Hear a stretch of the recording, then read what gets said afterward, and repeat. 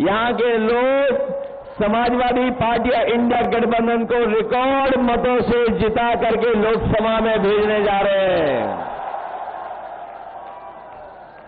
इधर थोड़ा मौसम बदला है, चुनाव का मौसम बदलता चला जा रहा है और हमारे लोगों ने अखबारों में और कई जगह पढ़ा होगा कि इधर क्लाइमेट चेंज की बहुत चर्चा होती है, लेकिन मैं देख रहा हूं जो जनसैलाब हमें दिखाई दे रहा है, इस बार ये पॉलिटिकल क्लाइमेट चेंज वाला माहौल है। जो लोग 400 पार का नारा दे रहे थे, 400 पार वाले 400 हारने जा रहे हैं। उन्होंने जब नारा दिया था हमारे साथियों, थोड़ा सोच समझ के समझिए, जिस समय उन्होंने नारा दिया 400 पार, हमें और आपको लगा कि कहीं 400 की गिनती की बात तो नहीं कर रहे हैं, लेकिन जब सही समझ में आया तो बात ये समझ में आई कि बीजेपी के लोग 400 पार की बात कर रहे हैं और 543 में 400 पार केवल 143 सीटें हैं।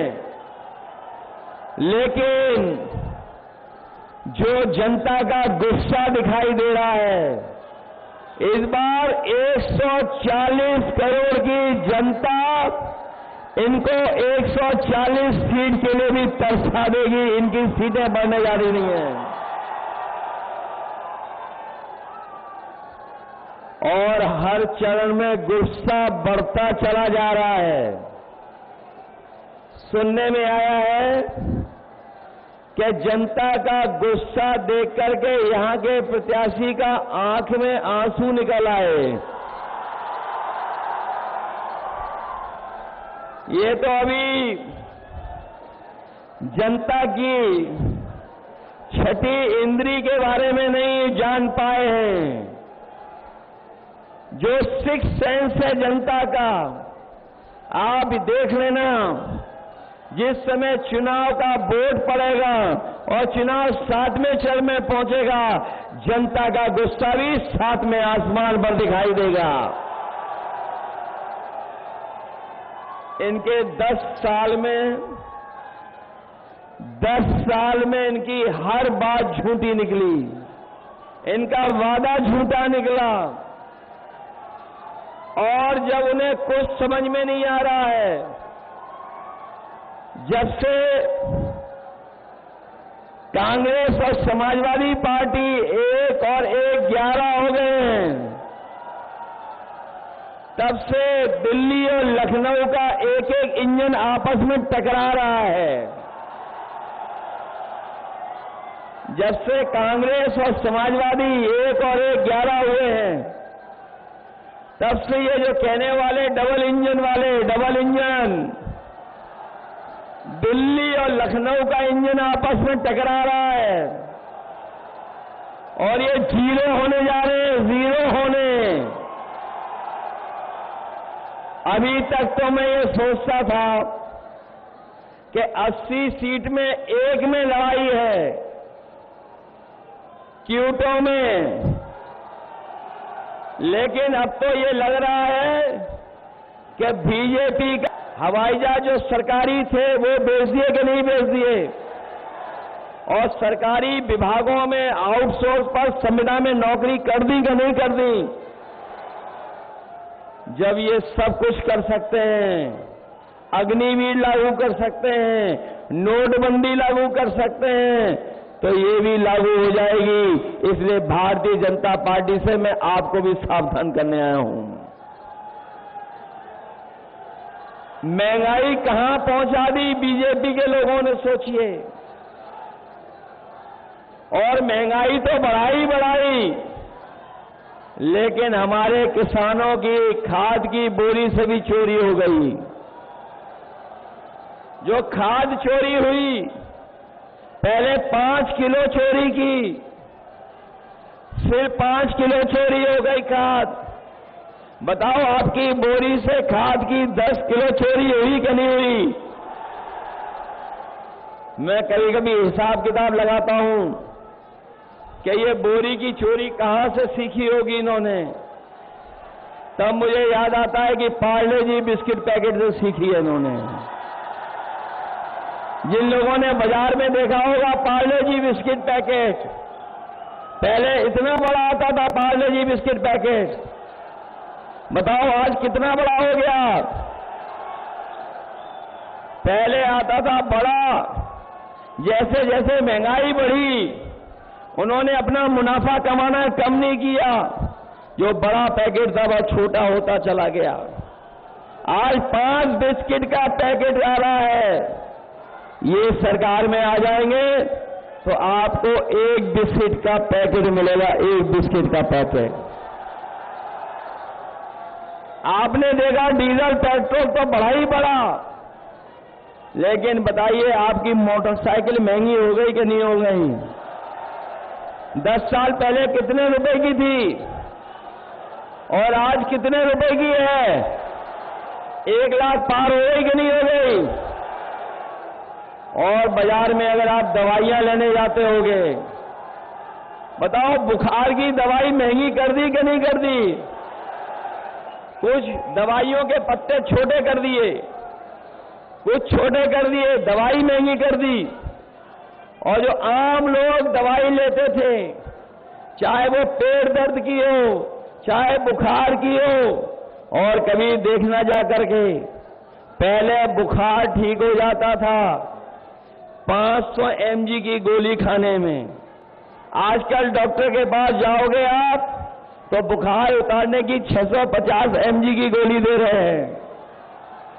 बताओ इन्होंने धोखा दे रहे हैं कि नहीं दे रहे हैं? और हमें आपको सबको जबरदस्ती वैक्सीन लगवा दी। ये हमारे पुलिस के भाई लोग लगवाना नहीं चाहते थे, तब भी लगवा दी इनके। और अब वैक्सीन से जान को खतरा हो गया कि नहीं हुआ खतरा पैदा? जान को खतरा पैदा हो गया। और अब वैक्सीन वाले बोल रहे हैं कि वैक्सीन हम वापस ले लेंगे। हमें कोई बता दे जो वैक्सीन शरीर में चलेगी वो वापस कैसे ली जाएगी? कोई बता दे, हमें बताएं बीजेपी के लोग कि जो वैक्सीन हमारे आपके शरीर में चली गई है वो सही से वापस कैसे लोगे? केवल इन्होंने वैक्सीन लगवा करके जान को खतरा पैदा तो किया ही किया, लेकिन वैक्सीन कंपनियों से इन्होंने चंदा भी वसूल लिया। बताओ चंदा वसूला कि नहीं वसूला? बड़े बड़े उद्योगपतियों से चंदा ले लिया, 1-1 हजार करोड़ ले लिया, 500 करोड़ लिया, 400 करोड़ लिया। और ये इलेक्टोरल बॉन्ड जो चंदा लिया है उसकी वजह से भी महंगाई है। जहां भ्रष्टाचार बढ़ाया इन्होंने, वहीं महंगाई भी बढ़ाई है इन्होंने इलेक्टोरल बॉन्ड लेकर के। और जब कभी भी कोई इनसे इलेक्टोरल बॉन्ड के बारे में पूछे तो बताओ कोई जवाब है इनके पास कि नहीं है? ये इलेक्टोरल बॉन्ड के बारे में चर्चा नहीं कर रहे, क्योंकि इलेक्टोरल बॉन्ड ने इनके भ्रष्टाचार की पोल खोल दी और इलेक्टोरल बॉन्ड ने इनका बैंड बजा दिया पूरे देश और दुनिया में। ये चुनाव से पहले बहुत अच्छा राशन की चर्चा करते थे, राशन दे रहे थे सबको, 2022 में राशन दे रहे थे। आज बताओ राशन जो दे रहे हैं उसकी गुणवत्ता क्या है? पहले तो चना दे रहे थे, रिफाइंड तेल दे रहे थे, दाल दे रहे थे। बताओ आज राशन में क्या दे रही हैं लोग? राशन भी कम कर दिया।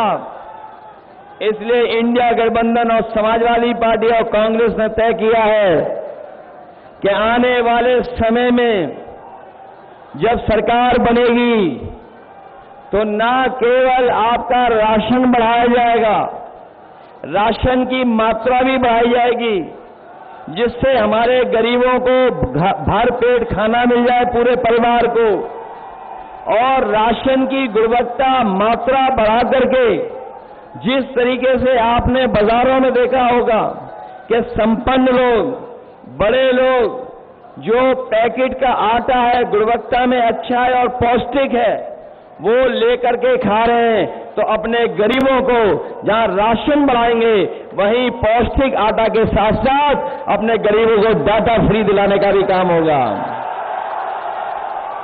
क्योंकि पौष्टिक आटा से उनका स्वास्थ्य बेहतर होगा, और जब डाटा होगा तो हमें चलने, पढ़ने और जानकारी हासिल करने का भी हमें मौका मिलेगा, क्योंकि आज डाटा के बिना कुछ नहीं चल रहा है। डाटा पहले फ्री मिलता था, लेकिन अब डाटा के भी पैसे ले रहे हैं। इसलिए पौष्टिक आटा गरीबों को और उसके साथ साथ डाटा फ्री देने का काम भी आने वाली समय की सरकार में होगा। इसलिए मैं आपसे निवेदन करने आया हूं, ये लखनऊ और दिल्ली वाले हम लोगों को मिलकर के गुमराह कर रहे हैं, धोखा कर रहे हैं, नकल कर रहे हैं। आपको याद होगा जब समाजवादी सरकार थी तो हम लोगों ने इतना बड़ा लैपटॉप दिया था आपको, बहुत से बच्चों को मिल गया था, उसी की नकल कर करके ये सरकार ने बड़ा नहीं दिया, कितना छोटा कर दिया, इतना छोटा कर दिया और इतना घटिया दिया है कि आप उसमें उंगली घिसते रहो वो चलता ही नहीं है। आपकी एम्बुलेंस दी थी गरीबों के लिए गांव में पहुंच करके मदद करे, और अपनी गर्भवती महिलाओं के लिए विशेष एम्बुलेंस दी थी। इन्होंने एम्बुलेंस तो खराब की है, लेकिन अस्पताल भी बर्बाद कर दिए। किसी गरीब का अब सरकारी अस्पताल में इलाज नहीं हो पा रहा, और ये दिल्ली वालों ने 10 साल में और उत्तर प्रदेश की सरकार ने 7 साल में कोई भी एक ऐसा जिला अस्पताल नहीं बनाया जिसमें हमारे गरीबों को फ्री इलाज मिल जाए, दवाई मिल जाए और सब तरह का उनको सुविधा मिल जाए। कोई इंतजाम नहीं किया। ये जो 100 नंबर वाली पुलिस बनाई थी हम लोगों ने, 100 नंबर वाली पुलिस बनाई थी, गाड़ी दी थी हम लोगों ने, वो गाड़ी भी ये वो नौजवान हमें दिखाई दे रहा है जिसकी ताकत में दम है। ये अग्निवीर नहीं, फौज के लिए पक्की नौकरी के लिए पक्का है। ये दोनों हाथ से पकड़ो बेटा, नहीं गिर जाओगे अभी दूसरे हाथ से।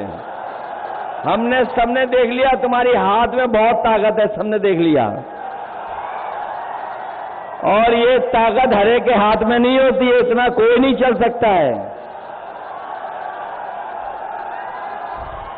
ये तो फिजिकल यूं ही पास कर जाएगा, इसको जरूरत नहीं है और किसी चीज की।